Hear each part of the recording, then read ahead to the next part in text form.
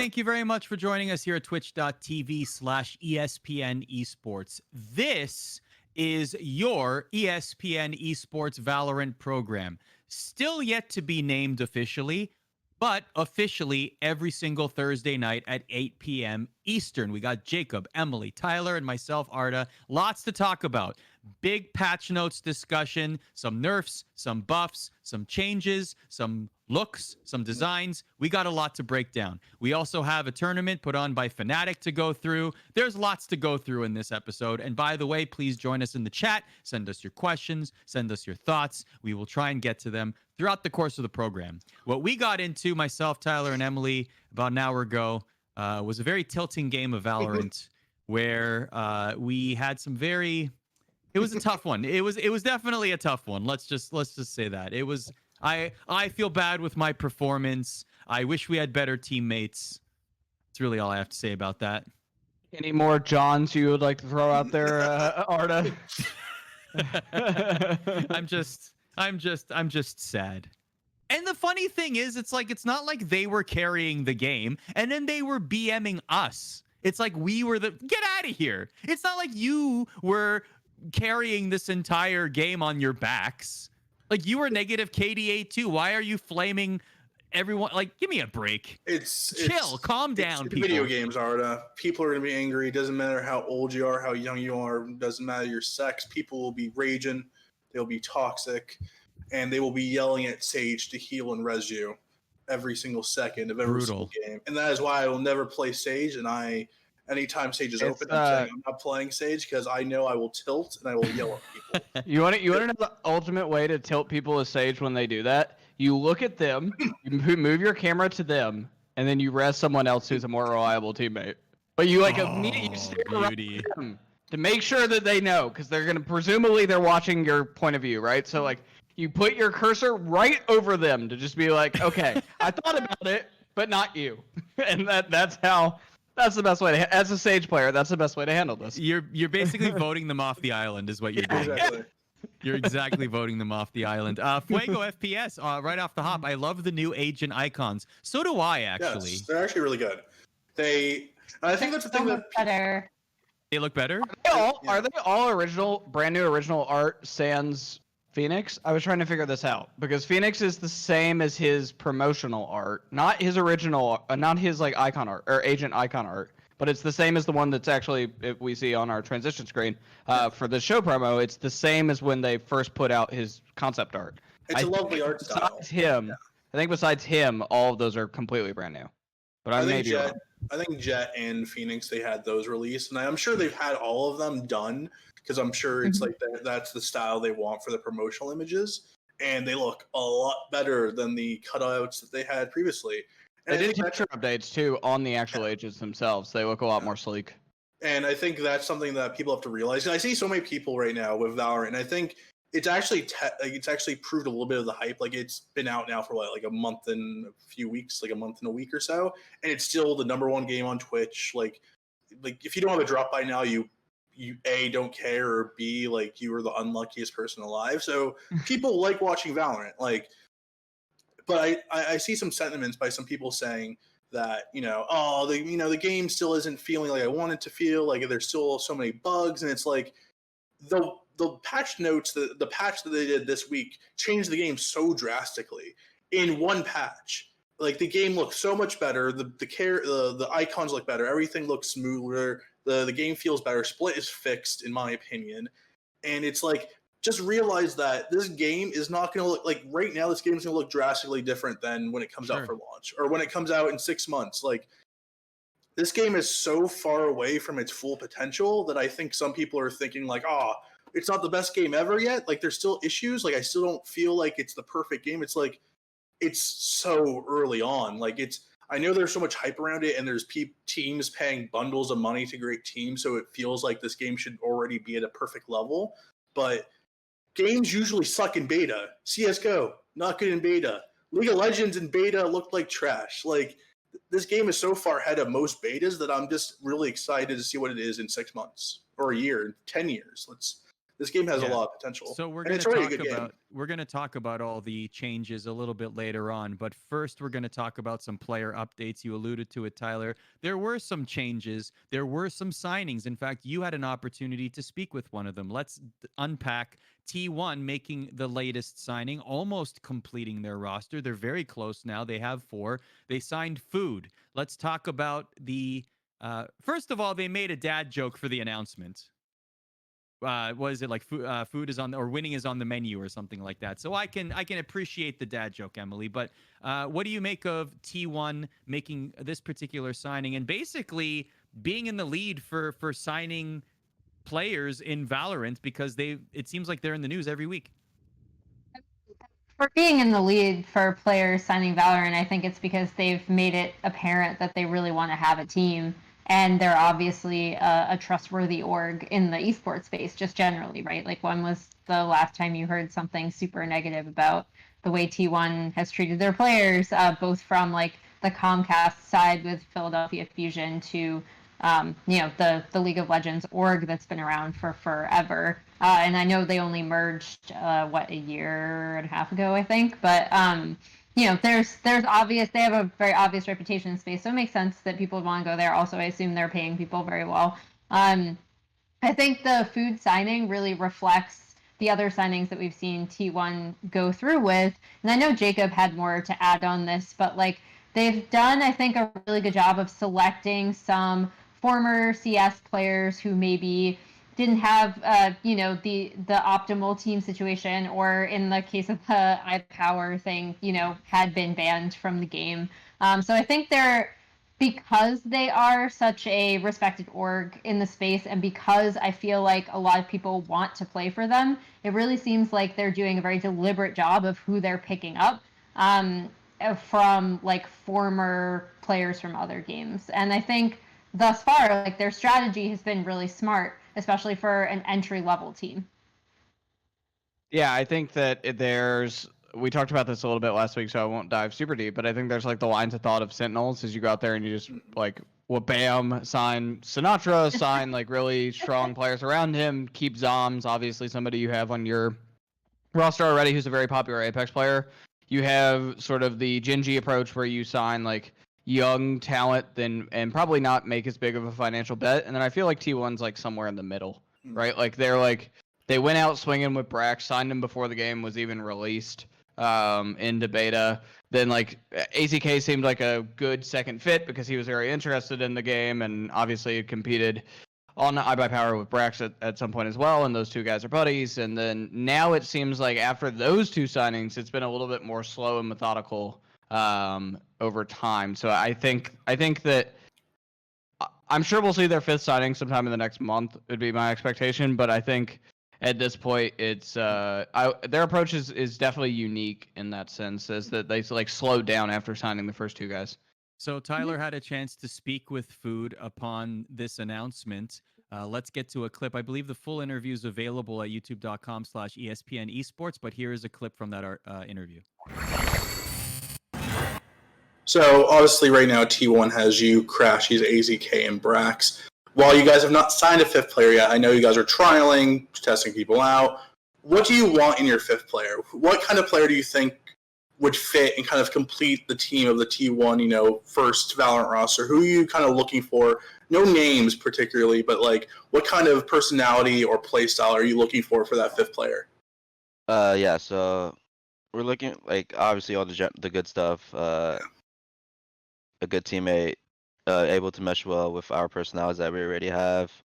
But outside of that, I think the main thing we're looking for is a player that can.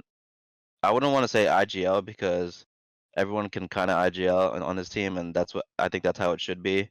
That every player should be able to say, hey guys, we should do this because X, X, and X. But I think we're looking for a player who can do that. But I don't want to say IGL, but he would probably be like the main voice of the team. Just kind of looking into the future right now. Obviously, your team is building at 4 of the 5. Sentinels have 4 of their 5. I know Energy, Immortals, Cloud9. a lot of organizations are building teams currently. Gen G has their 5, French Canadian roster. What teams are you kind of looking at right now? Gen G obviously has won the T1 Invitational. Sentinels have their 4, but are there any teams that are kind of you're looking at as rivals currently, or who are looking like the best right now in NA?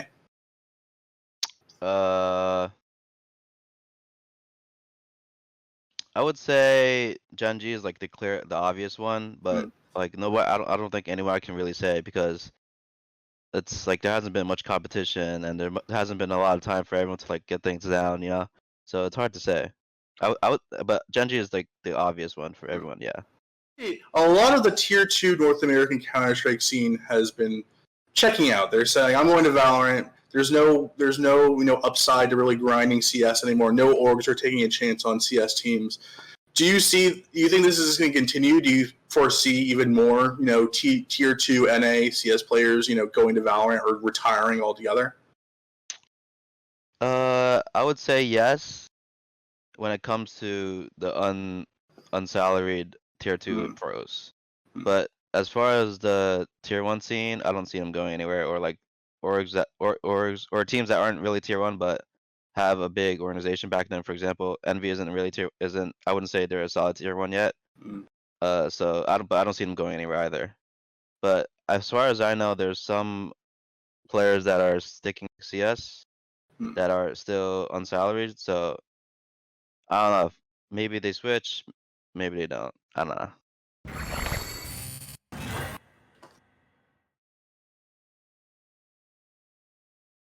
Okay, so who's the 5th person? Tyler, what do you think for T1? The 5th member of T1. I think the obvious answer here, and I think we can all agree, in a perfect world, the 5th member of the team would be Skadoodle. Making that Erzberger core. I mean, Skadoodle has played with AZK and Brax throughout the entire beta period, pretty much filling in. I know he is a hot commodity. I know a few teams, a few organizations that don't even have or haven't even really shown their hand yet in Valorant or talking to him. So I think Skadoodle would be the perfect 5th player, but I don't know if they'll get him or if it'll make sense for him to get them. I think someone we might look at is a Freakazoid type. I think Freakazoid, again, he fits in that model of a old school player from CS transitioning. I don't think he would fit well in terms of voice, though. Freak is a little much. Freak likes to be the dominant voice, and like Food did say that the 5th player they want is someone who will be that voice. Like so they need a voice, but I don't think they need a freak voice. They need They need somebody who's like a little bit more. Hey, look. I've spent a lot of time around Freak over the years, and I actually think he'll be pretty good in Valorant. I don't know about long term, but definitely short. But my thought is they need someone who's like a Sean Garrett-esque type, not a Freakazoid type in terms of IGL, right? Like Sean always got a lot of praise in North American CS because he was a voice and he was a leader, which is what this T1 team needs. But he was very calm. That was Sean's one big thing was he delivered the message, not being too much. Freak's great, but he's really loud. And I'm not sure if that's the right fit in the T1 team. We don't want no freak voice, okay? No freak voice. Emily, you got any names to throw out? Not that haven't already been mentioned. I mean, I feel like Ska is the one that everyone's going to go to, right? In Hiko terms could of be okay. who we're looking at. Hiko would be good. I'm like 90% sure that a lot of teams are looking at those 2 players, though. So I think I will say this because I actually really enjoy watching Hiko's stream. I will definitely watch whichever team he ends up on. I really like his breach. I think he's a super smart player. But yeah, I mean, I think we all know it's going to be another former Counter-Strike pro, someone who has played with these guys before, or at least knows of them. Because I don't see T1 just randomly plugging in another player, especially not with the deliberation that they've taken building what roster they do have now. Could it be someone like Steel, someone else from the iPower lineup?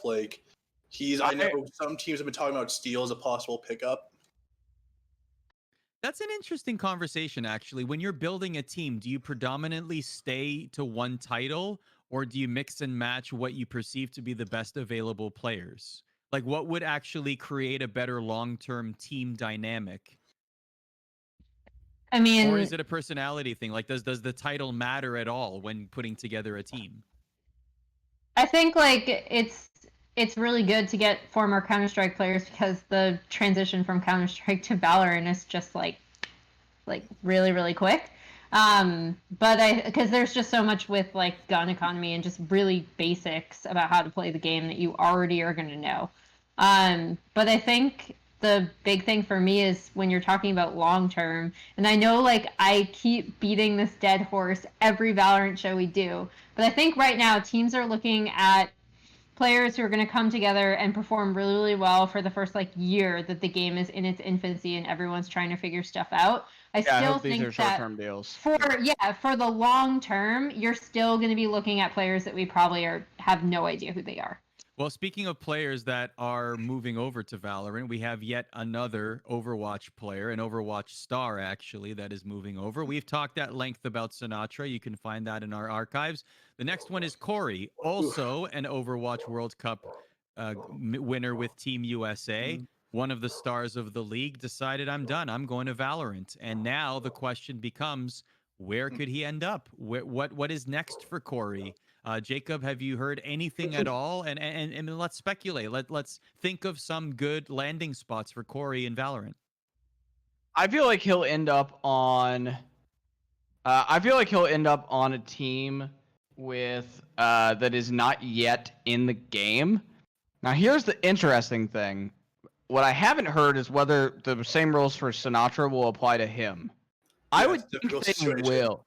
I think they will. I could see him be on like a C9 or something, one of those types orgs. But the thing is, if you remember with Sinatra had limited options in Valorant because basically there's like a world where you don't want Overwatch League teams poaching players from one another, even if it's cross-game. Yeah. So if you are signing a retired Overwatch pro from the Washington Justice to Cloud9, who own the London Spitfire, there's a big wall there that the Overwatch League would get onto both parties about. So I think that we will see him be like the star of a new team, or sort of at least the name of a big team. I don't know like how. I know he's good at Valorant, but I don't know if he'll be like the best player on his team in Valorant, depending on what he ends up with. But I definitely think he will be like the name on the team of wherever he ends up. But his options are kind of limited here. Yeah, there are a few that kind of come to mind that I could see entering space, like TSM and some others who don't have Overwatch League affiliations, but. Like Corey has a fantastic reputation among OWL people and OWL executives, which would be great to his benefit. But I do think that I could see OWL enforcing that rule that got Sinatra also. I think the thing with the Overwatch League is, let's say you're a team that's in Overwatch League and you want Corey for your Valorant team. Would Blizzard do anything? Because let's talk right now. Overwatch League is not doing that great. It's not in the tip top condition. It feels like they need the owners. Tyler, on what grounds are you saying that? I mean, at this point, though, I feel like you have to, because it was already reported that Sinatra didn't have those same options. So to not hold, like, they're kind of, even if they do want to be like, oh, okay, we're going to, like, loosen up the restrictions or whatever, because the Sinatra deal already went through and it was reported that those were the stipulations, you can't walk that back for Corey without also looking really bad. Yeah. It wouldn't be the first time Overwatch Leagues looked bad this year, so. I mean, I'm just saying. I think in the next few months. But. I know that there's many teams who are very into Corey, and it's not just because of his aim, and he has incredible aim, and he's a very proficient player. And I think the main thing that I've heard most about teams who've been looking at Corey is that he is a very likable person. And I think that you will see a through line with most of these teams. T1, Mouse Pads with the Wardell 5-stack, who do not want to, break up. They want to be signed as a 5-person organ or a 5-man unit, is because communication and chemistry is very important in shooting games, especially Valorant, where you have to trust one another. And from every point of view I've heard about Corey is that he's an amazing teammate, not just in Overwatch League, but some of the players he's been playing with, from other teams who might be looking at him have all pretty much said he's a really awesome player to play with, and he's a really great personality. So I think there's a little bit of stigma around Overwatch players coming into the game, just more generally. The fact that they may not be as good of performers as CS players or some of the other FPS games. And like, look, I think there is a large discrepancy between your skills in Overwatch and the way you have to play to be good at Valorant, right? I do think that Counter-Strike's obviously the closest one to that, but I do think that like Apex and some of the others are a little bit closer to Valorant than Overwatch is. So I do think that there are executives that think that Overwatch players are going to cost a lot of money and maybe not show the exact right returns. But to Tyler's point, I do think Corey's reputation precedes him in a positive way. I think a lot of people think very highly of him, and like I've talked to a lot of people around the Washington Justice. I know a fair amount of people over there, and like no one said anything negative ever. Not just now as he's looking for a new job, but like even before he had his breakout moments last year, like everyone was like, man, this guy's like, he's really well behaved. He really is like a buttoned up dude, like very mature. I think that that's like a pretty well known thing among esports execs is that he's a good dude.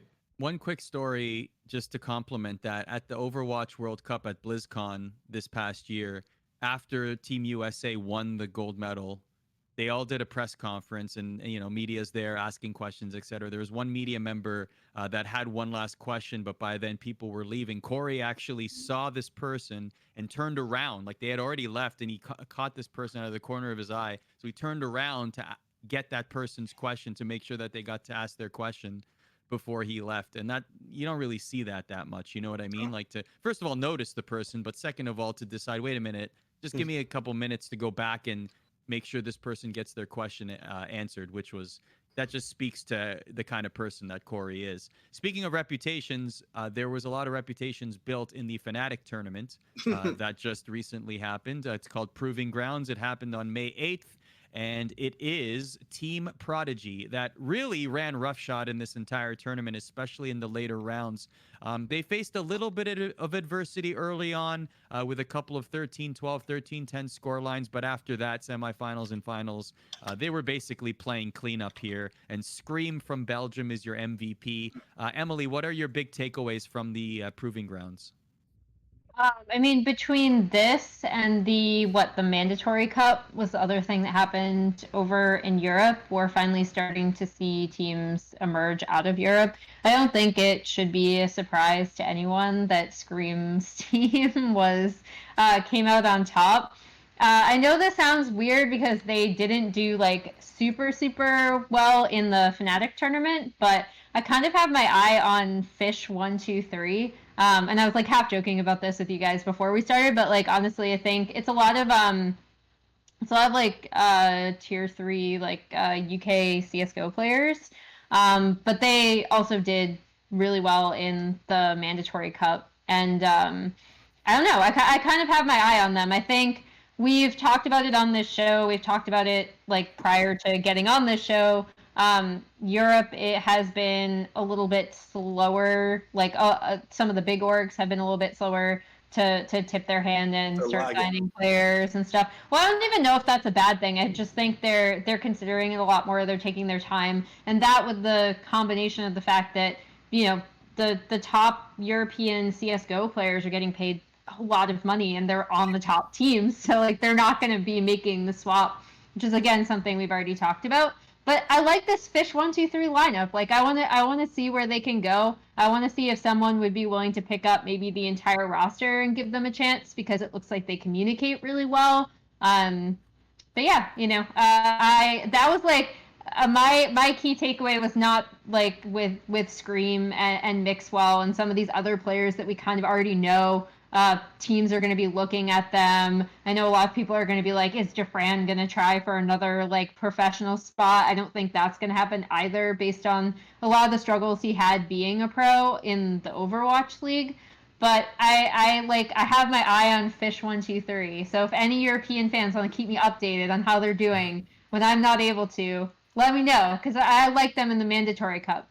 Early Gates in the chat said that, Defran is definitely not going pro. He said he's only going to be streaming, so he's already made that declaration. Which is fine. I mean, I think he's been really upfront with like a lot of the pressures and anxiety that he had when he was a pro. And so I think I think that's totally fair for him. Like if he just wants to enter amateur tournaments and pop off and stream when he wants, like that's definitely a more comfortable environment I for mean, him. it's actually hilarious watching Defron stream these tournaments with Mixwell and Scream. And I think like if you actually look at like their pure mechanical skill, all three are incredible, and you could probably say all three are maybe the top European Valorant players right now.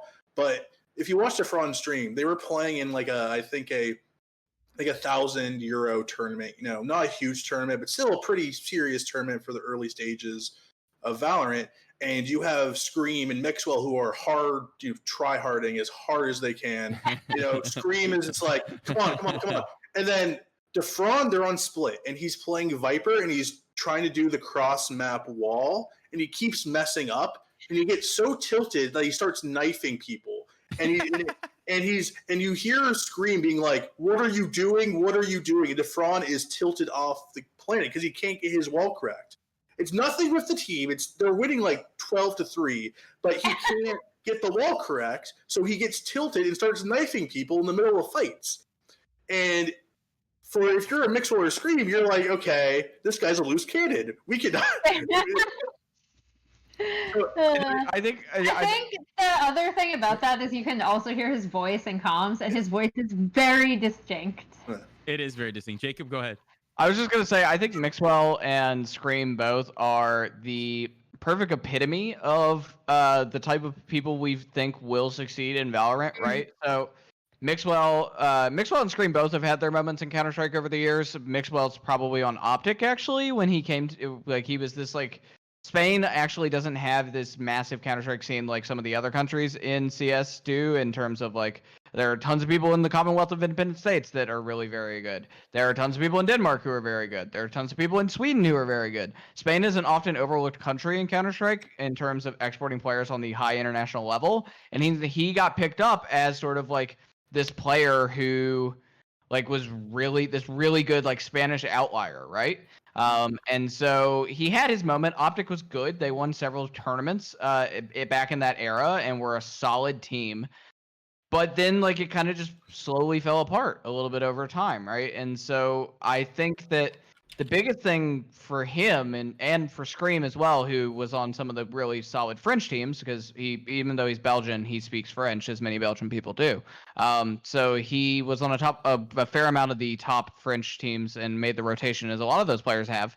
But they never really got the opportunity to be consistently good for a long period of time. I think Valorant, with a new scene, with different players, they're not going to have to face off against all those same players that they were fighting with spots over in Counter-Strike. This could be the opportunity for both of them to really have long-term consistency to sort of match the skills that they have. Because I don't think anybody would argue that Scream or Mixwell were good at Counter-Strike. Like, they were great.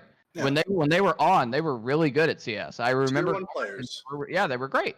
They were great. You give them lots of props. But they just like never got the true opportunity that I think they deserved in terms of long-term consistency, because Counter-Strike is a very I guess what's the word I'm looking for here? Counter-Strike is a very like wishy-washy game with teams. Like teams like break up really easily in Counter-Strike, right? Like volatile is probably the better word there in terms of it's a very volatile scene, and not every player gets a shot. So I think that this may be good for them. The only thing I wanted to say to Tyler's point about European teams lagging behind, more generally, I think that generally European teams have been a lot more strict on their investment versus North American teams. The valuation models for like how these teams value themselves as organizations is usually a lot more realistic in Europe, because the investors in Europe care more about profits than investors in who like to like and investors in like the Middle East who like to just kind of like bet on the stream. This is why we saw the Overwatch League team, even the European teams, are owned by North American organizations, because the Overwatch League is kind of like this pipeline dream in terms of esports.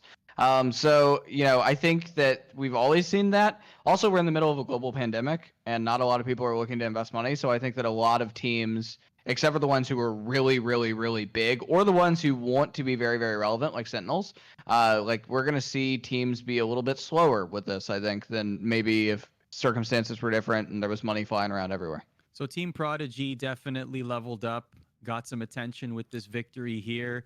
Moving on to different tournaments. In the Feels Bad Man category, you have Team 9XL and Anomaly. In one particular game in this tournament, there were how many rounds was it? 14 rounds. 13 rounds and 13 14 rounds. deaths because he got rezzed by a Sage. So Oh, if we you did die can- again. If you can see that, yeah. So basically, got rezzed, died in every round, and then died twice. So had more eliminations, or was eliminated more than there were rounds. Fnatic clowned him on Twitter by putting a montage together of every single death that he Hey. had. It's worth watching. If I had 50,000 subs and was making over $200,000 a month off of just Valorant VODs, you can clown me all day long. You can put a big red Let on me- me. Yeah, he doesn't go care. cry in my money. Yeah, he doesn't Wipe care. away He's my wiping tears. his tears with $1,000 bills. I don't think he cares. Can I give a quick shout out to my favorite team name in the Fnatic tournament was Team IDDQD. Can I just give a shout out to that? That's yeah. That's Timeless an team. established Timeless. team. Yeah. Timeless. That's been I a long love that's it. been a long standing. They were IDDQD for a while in Yeah. Overwatch also. Okay. They're a bunch of like old Quake TF2 guys who all play who played Overwatch and are now playing. Some of them are now playing Valorant.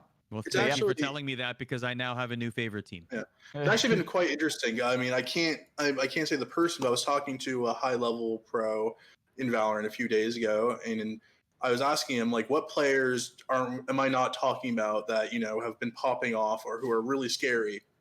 And they brought up Clockwork, the retired Overwatch pro, and the person I was talking to was like, I thought that guy was a cheater. I thought he was a bot. I actually called him out for cheating because he was that good. He was dropping 35 bombs in my game. And I think a thing that I've been surprised about is that a lot of the Overwatch players have been surprising, in Valorant, and they've really been popping off in the higher elos, showing off that like they're just because Overwatch is maybe not the most competitive game and it could side more towards the casual audience doesn't mean these guys don't have aim and that these guys aren't talented. So it's actually been pretty surprising about how many stories I've heard of like, oh yeah, Corey's amazing. Corey could be as good as anyone from, who's in Valorant currently from the CS world, like Clockwork, Sinatra, like I said, I think there's just like a lot of stigma against Overwatch, just more generally. I think a lot of people don't take it very. I think tactical FPS audience, Counter-Strike, etc., Valorant as well, because some of that audience has come over, just do not take Overwatch seriously. They've kind of always clowned Overwatch from the very beginning. So I think that there's a little bit of, and that exists also at the highest levels as well. So I think, I think that like there's a little bit of stigma both professionally and in public opinion against OW.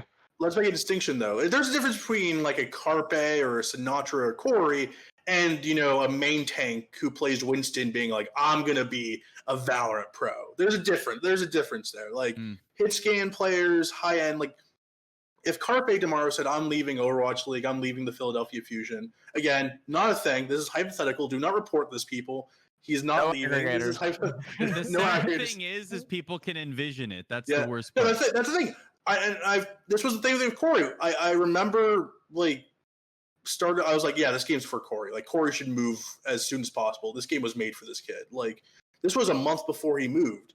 And I think the same thing we said for Carpe. I don't think Carpe will leave because he's on the Philadelphia Fusion, who are powered by Comcast. Like a long-term contract that's Long-term incredibly contract. high in revenue. Yeah. It was like Yeah. when I don't know if it's still the highest paid contract in OWL, but it's pretty damn close if it's not. So yeah. And his leverage now is incredible. This is great for Carpe. Carpe should be happy that Valorant's popping off because he has all the leverage in the world now. Because if he made the switch, I think tons of teams would be.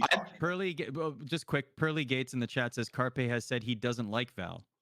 If that's Yeah, the case, that's fine. I think to Tyler's point, like Overwatch is going to need some stars to promote, and he's kind of one of those people. Like I was at the Philadelphia Fusion Arena groundbreaking before finals last year, Overwatch League finals, and like Poco was up there with him, but guess who was the star? That like even like the Philadelphia mayor was like, hello, right? Like everybody's like hello, sir. It was Carpe, right? Like the franchise players. So like they're gonna need to have a few of those guys to really prop up, and he's one who like has a clean record. He's not done any like salacious stuff in Overwatch. Like he doesn't have a loud mouth in terms of like anything offensive, right? Like so they're gonna need some of those like squeaky clean, charismatic people, and Carpe like fits that bill. for sure. Later on in the show, we're going to get to our top 3 clips of the week, as well as a large conversation about the latest patch and what's going on with the closed beta. But before we do that, Emily, let's talk about the fact that Ranked is coming finally to Latin America, Brazil, and South Korea. A tweet that was put out by the official Valorant account reads, May 15th, the weekend of Ranked is coming for Latte, MKR, and BR. And those are the times posted right there. Queues will end on May 19th at the same time they start as we evaluate server stability. Be sure to play 20 unranked games before. This is good news, Emily.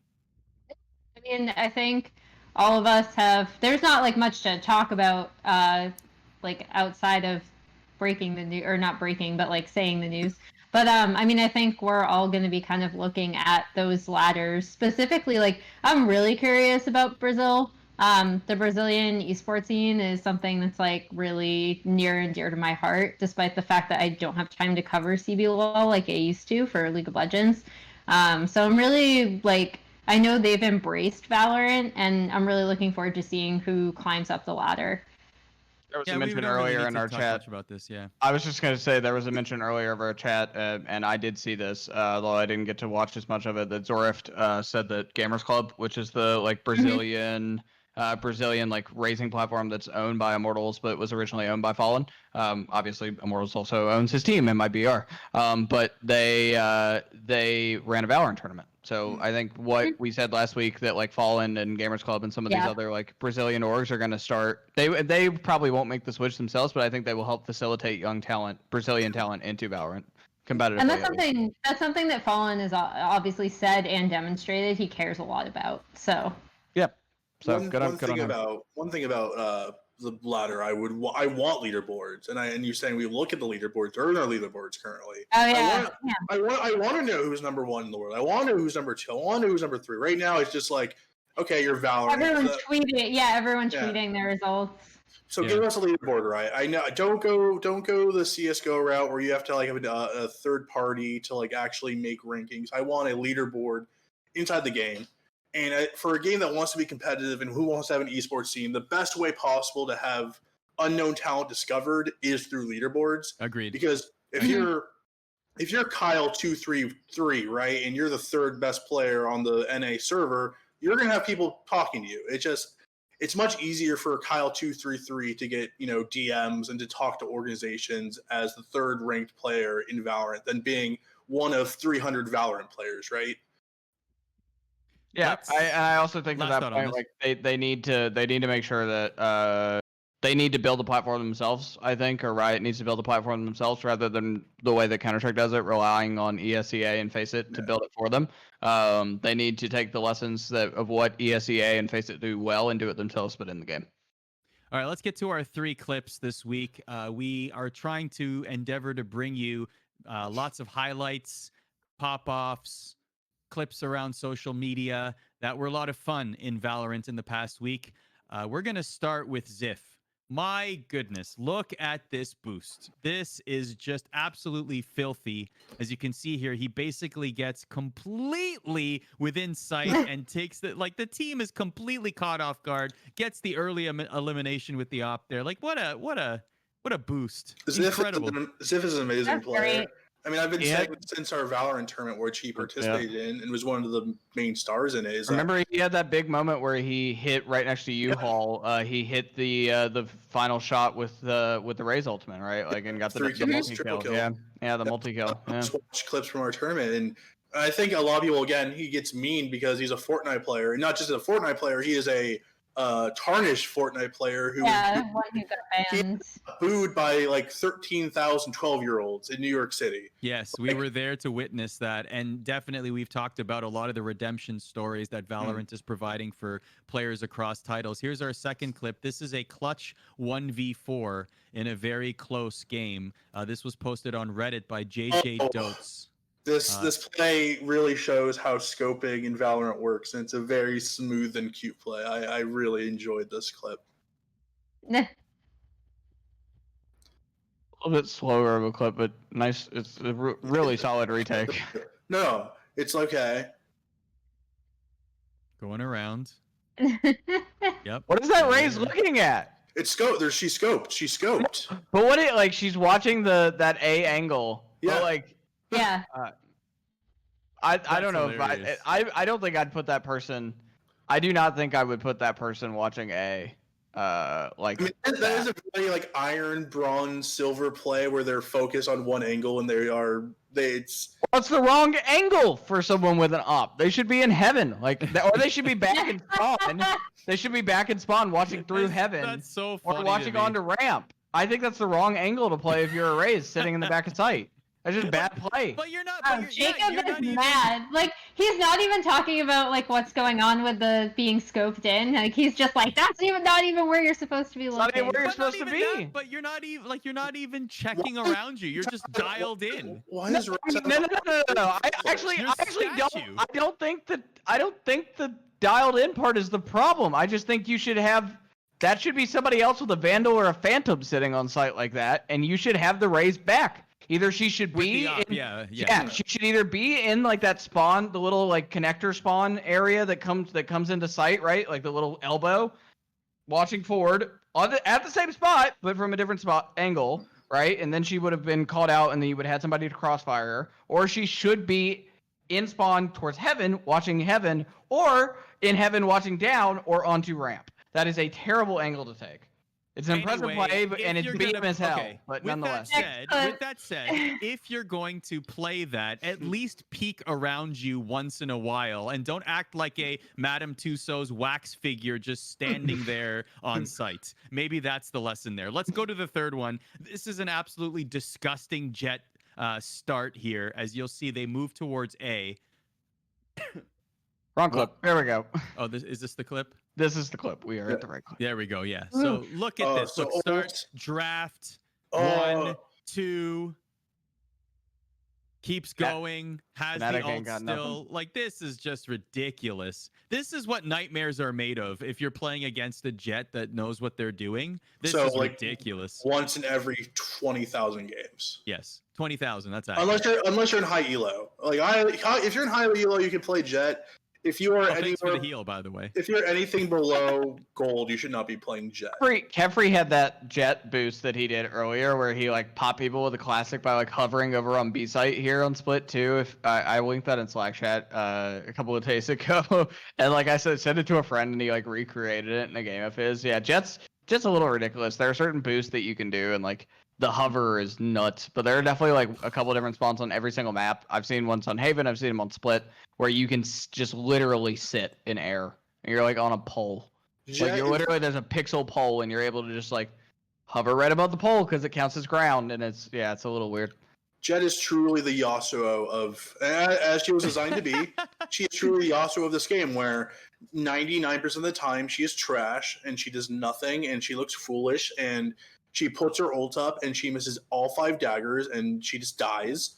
But then you have these clips where, when in the hands of the right players, she's a beast, like Asu or Kefri or any of these Jett mains who can actually play her. She's an incredible agent. But Skin Singe in our chat says Jett players are the Wraith players of this game. As an Apex guy, yes, that is correct.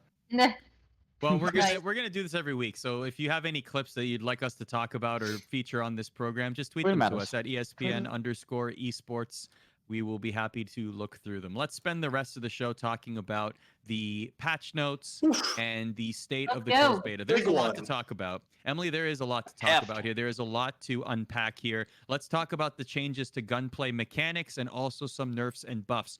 My first thought when I saw this, Emily, was, wow, they buffed the Ares. Because remember, we were talking... Okay, yeah, that Okay, was go my thing too. No, I like completely agree. I was like, wait, people just figured out like that Ares is a good like economical option. We've seen a lot of pros going for it in certain situations when they kind of have to have like a medium econ round and it's not a pistol round, and they buffed it. That was my first thought too when I was looking down the guns. I was like, wait, Ares was already really economically viable, and now they buffed I it. don't mind it. I mean, now it's the same cost as a Spectre and a Judge, so But- you can.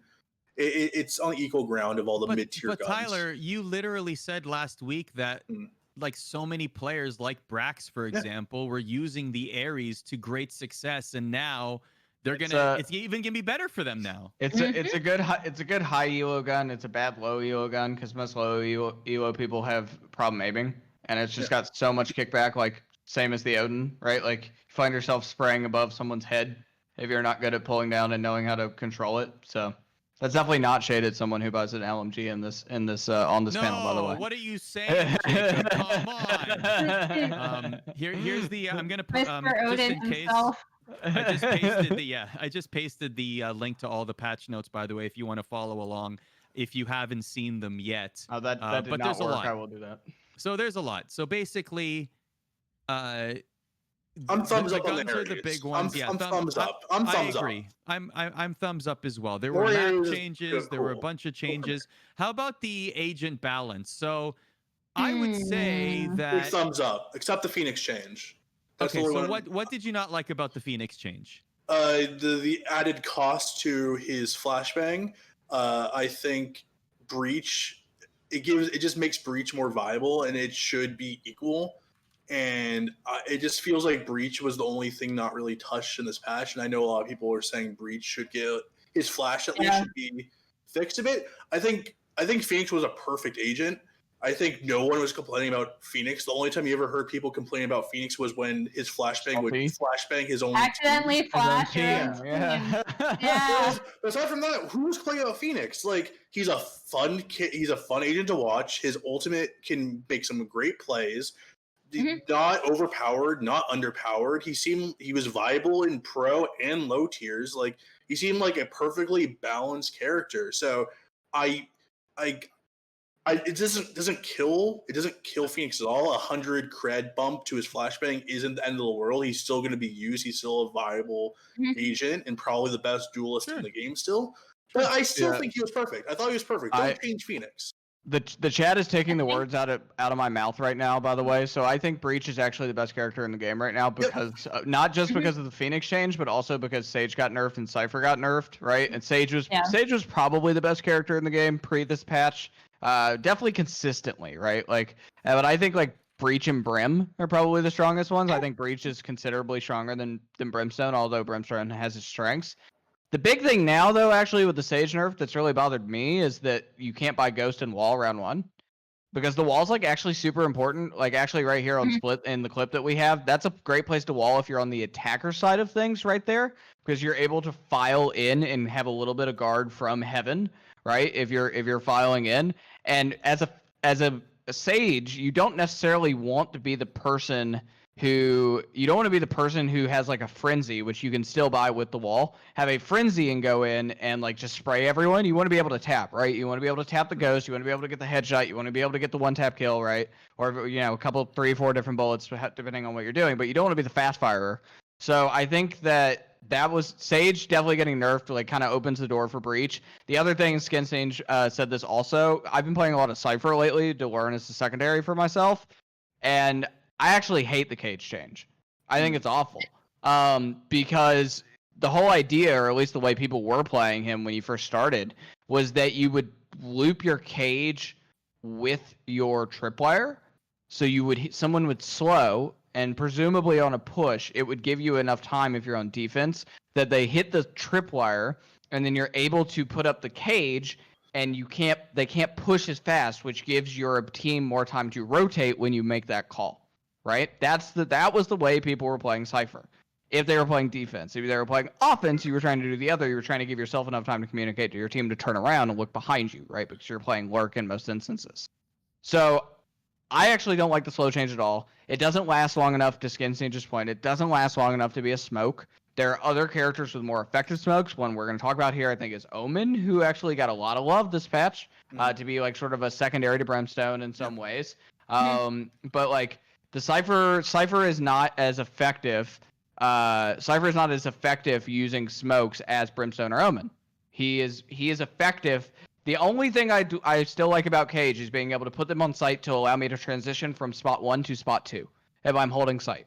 Right? I did this in Split yesterday during a game. I was holding behind that box where people like to plant in the center of site. I was able to move back into the far right corner, but using a smoke and walking to my advantage to not be seen. Right, because they weren't hard pushing quick enough, and it deters them a little bit using the screen.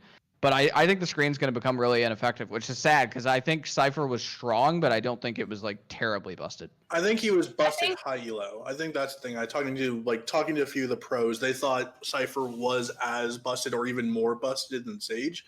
So I think in like pro play, this change is perfect. I think I've talked to a few pros and they've all said like most of the agents now feel pretty viable and they don't feel like there's any character that's too overpowered. Maybe Breach, but even so, he's not like have to play every single round or every single game or every single situation. But I do think in maybe like lower elos or below like Diamond, Cypher wasn't as broken as he was in high elos. So I think he does. I like the Cypher change for the spy cam. I love that the cooldown was increased because for me that was ridiculous. A 30-second cooldown. You can have a spy cam multiple times in one round. At least now at 45 seconds, it's the possibility is a lot less.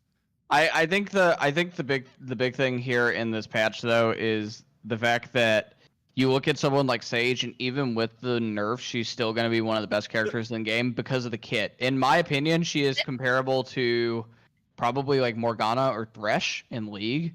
Like no matter how much you put, like you'd literally have to alter her kit to make her irrelevant. She's always going to have relevance in certain situations, right? The res is such a powerful tool to sort of like push back games and turn momentum and to sort of even it out if you're alone or if you're in a small number situation versus a large number situation. So like no matter how much you sort of like step on Sage's throat and nerf her, like she's still going to be incredibly relevant. And I think that's what makes her an interesting character. But I do think Breach is the strongest right now. He didn't get touched, and he's great. Like Breach is a very, very good character. He's hard though. He is not easy to play. My thing with the agent balance is that I don't mind Sage being overpowered. I don't mind Cypher being overpowered when it comes to intel. I don't mind Phoenix or Breach being overpowered when it comes to their flashbangs and their entry. I want things to be overpowered. I would much rather this game go the course of Dota, where if everything's overpowered, nothing's overpowered, than trying to nerf everything and trying to make everyone feel like they're just shooting, pellets with, a slingshot instead of a gun. I don't mind the overpoweredness of characters. I think Sage and Cypher got necessary nerfs, especially Sage for slow orbs, to make her less of 100% must pick every game. And I'm sure as more agents, and I think that's another thing, is that we only have 10 agents. We're going to have 2 more very soon, hopefully whenever lunch comes. And I would not be surprised if we get a new agent every month or so. So we're going to have a game where there's going to be 40 different agents, and it's going to get a lot more difficult for Riot to nerf and buff and to have a perfectly balanced game, which will never happen because so many different elements thrown into a game that's where the main premise of this game is to break it, right? To defy the limits, to do things that no one can think of. When you have all these characters with so many different spells, it's never going to be perfect. But I don't mind it. I like the overpoweredness, and I think right now I don't have too many complaints agent wise. I think it's pretty balanced. Like I find most of the agents pretty fun. I get annoyed by some of them, but I'm a low tier player, so I have to deal with it. And I think right now in high elo, most people are seemingly feeling the same way, where it's like, sure, Sage can be annoying, Cypher can be annoying, but it's pretty balanced. I was trying to say this earlier, but I think we're seeing how they're starting to address their balance philosophy for this game, like specifically in the wording that we all know Sage is OP. I don't really know how much to read into that because I don't think it was as much that Sage was OP, but more that depending on your definition of overpowered, she was required to be on every team, and she still is, right? Because she's the only healer. Like by design, like Jacob said, her kit is necessary for every team. Similarly with like Vision agents, specifically Cypher, because he's like kind of definitively the stronger one right now. You need at least one of those on your team. And then Breach, I would say, is more of a genuine overpowered, like in the traditional sense. So I am really curious to see how they are going to address this, because the fact that Breach wasn't touched and they did make the changes to Sage and they did make the changes to Cypher, I think says a lot about their balance philosophy and how they're looking at this game. Other than that, you guys already covered what I wanted to say otherwise. The only thing I will say is that playing Viper still feels, and like, yes, I have no hands and I'm like terrible at this game, but Viper still feels really bad to play. Like she just feels like, and again, I don't know if this is just because I am at such a low elo that I'm just really bad, so everyone I go up against is going to be pretty bad, and also I am very bad. But whenever I play Viper, I feel like I'm not contributing to my team whatsoever. It still feels like she's a bit more separate than what a team composition wants to do, if that makes any sense. I think the snakebite radius change is good, mainly just because it brings it up to other similar abilities, like from a radius standpoint. But man, she still, like, I don't know how you guys feel, but she still feels really bad to play in a way that just like her abilities don't synergize with the rest of the team. Still too low. No, I think Viper is just trash and low elo because I think it if you look like a Defron or a Tens who can play Viper at the highest level and they know where to put the walls and where to put the the toxin orb or how to play ult correctly and kind of like perfect and like master her kit, she's very strong, like incredibly strong, especially on maps like Split. I think she's just such a large she's map. and Viper is just a very difficult champion, or not champion, agent to master. And I think it's very similar to like a League of Legends or Dota, where there are some heroes or champions that are just in low elos that are going to look really bad. Like there's some, like, you play Aphelios in Bronze, Aphelios is going to look really stupid a lot of times because they have no clue what they're doing. I play Aphelios and I'm terrible at League of Legends, and Okay, he's so kicked butt.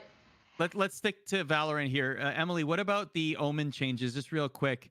We mentioned them briefly, but let's just touch up on the Omen buff. So the dark cover smoke goes from 12 to 15 seconds. The dark cover cooldown goes from 30 to 35 seconds, but the smoke projectile speed is also increased. So Omen gets some buffs here. Do you think it's enough, though? Like, does Omen level up here as a tier, in a tier as a character?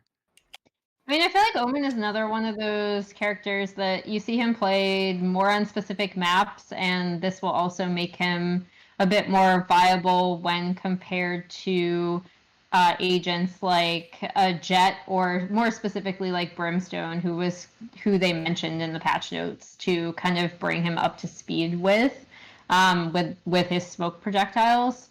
So I mean, I think it's more about like, because I guess when I think of Brimstone, I think of the utility, right? But when I think of Omen as an agent and his kit, I think of him more as like a solo, like, entry. Like, he pops up on a box and just like absolutely murders you, right? Which is more of an individual thing. And I don't know if that's my perception that's wrong, but I think this is Riot's, like, just based on their language in this, and based on, again, like, what we can infer from their balance philosophy from this patch, because it is so big and it does have so many changes, is that I think what they want to do is make Omen more like synergized and have more utility for the entirety of his team, not just him, if that makes sense. What about the map updates, Jacob? Let's talk about Split. Lots of barrier location changes. What did you make of the map changes? Make it a lot better. I still think that it's slightly too defense-sided, but I don't think that it's like as bad as it was. I haven't been able to test if they fixed a lot of the FPS problems that existed on Split. Did anyone know if they actually did that? There were FPS problems across the board, but they were more noticeable on Split than any other. I had a few FPS problems on Split, and the games I've played on them, it's been fine. Yeah. I haven't had any issues. Yeah, I think they are better. The fact that they push some of the barriers further back, particularly the one that we just saw right there on ramp on A, being a little bit further back is good. Also that one too, right there on mid, at least coming from that direction, because you used to just be able to sage wall, and you would sage wall, you would put yourself on top of it, you would hide behind that little like cubby that's right there, right next to vents, right, and you would just literally just be able to. There's a lot of places you can do this in this game with Sage. Just peek around the corner. And like you're just able to like you can have any gun, but usually like a Vandal's a good one to do this with because it's got a nice spray to it, and you can also tap. Or if you're in pistol round, you can do it with a ghost, but not anymore. You can't because of the cost change. But nonetheless, like that, like pushing those barriers back on defense makes it a little bit better. I still think the map has some issue, but yeah, I mean, like presumably, like it felt a lot to me like Nuke. in terms of Nuke, the Counter-Strike map, when it first came out. Like Nuke is so, because for those unfamiliar with CS, like Nuke stacks, you have site A is upstairs, and then like site B is downstairs, and there are like vents that you could go from one to the other in like a very short amount of time. So if you're a CT, you can rotate like that, right? And it's the same thing. That's the same thing that the original split felt like to me, was that you could just get from site to site so easy on split. It was kind of ridiculous, and you still can. They've not really necessarily slowed. Yeah, they certainly like didn't slow it. They haven't slowed that part down, but they made it where at least you get a little bit more positional advantage if you're on the attacker side of the map. We're a little bit running into overtime here on this program, so why don't we do this? Whether you have thoughts on Split as a map, or even just something that we haven't talked about, or you just want to hammer down a point you've mentioned before, let's go around the horn with our final thoughts from this past week in Valorant. It can be about anything. Tyler, let's start with you. I just want to say that I think Valorant's on a really good pace right now. I think the devs have as repeatedly shown that they've been really good on communicating with the community. The patch changes, while I think Phoenix should have kept set the same, I think the patch changes have been great. I think I've been really excited to see how it's held up viewership-wise, where we've now gone past the whole drop phase and the whole, like, the first week or two where it's like, oh my god, it's a new game, oh my god, let's watch. And I do think there are still some issues, and I still think this game isn't for everyone. It's not going to be the perfect game for every single person, but I think it's done really well. I think Brazil in particular loves the game, and that's great for the future scene of the competitive stature of the tournament. And as little birds have told me, some big tournaments should be coming up soon. So I'm very excited to see these like Sentinels, T1, Gen G, these other teams that I cannot mention currently that are building teams. We're going to have a lot of really good tournaments, especially in NA, coming up really, really soon. And I cannot wait to discuss and to talk and to interview and to just dive into these tournaments, because Valorant's esports scene is kicking off very soon in full, and it's going to be a bloodbath because a lot of teams are spending a lot of money, and there's going to be a lot of teams that want results early, and a lot of these teams are going to fail, and it's going to be very exciting to see which teams survive and which teams switch out rosters very, very quickly. So I'm very excited. I thought you were going to say there, it's going to be very exciting to see which teams fail. I thought you were going to leave it at that. I mean, they're excited to see some teams go, because there's going to be a lot of teams who are gambling, right? I can't wait to see which teams flame out of this. Yeah, it's like going to Vegas, right? Yeah. It's gambling. A lot of these teams are gambling right now. They're all going to Vegas. You have like 20 owners who are all putting their chips down on like, I'm going to bet on the CS player, I'm going to bet on this Overwatch player. Sentinels going, the high rollers themselves being like, we're going to get Sinatra, Shazam.